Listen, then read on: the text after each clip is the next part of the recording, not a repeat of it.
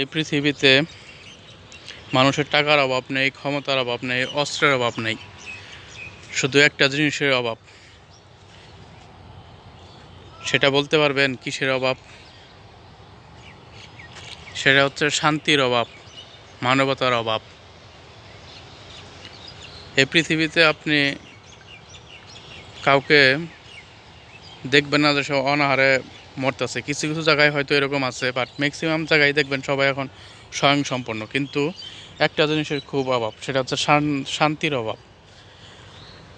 বিশ্বে দেখবেন যুদ্ধ বিগ্রহ লেগে আছে, কিন্তু শান্তি নাই কোথাও।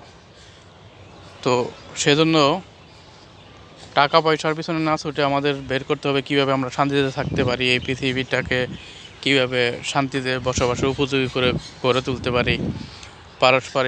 পারস্পরিক দাঙ্গা হাঙ্গামা, পারস্পরিক হিংসা বিদ্বেষ ভুলে আমাদের উচিত হবে শান্তি বজায় রাখা। শান্তির জন্য আমাদের যুদ্ধ করতে হবে, শান্তির জন্য স্ট্রাগল করতে হবে। এই যুদ্ধ অস্ত্রের যুদ্ধ না, এই যুদ্ধ হচ্ছে নিজেকে সংস্কারের যুদ্ধ, নিজেকে পরিবর্তনের যুদ্ধ।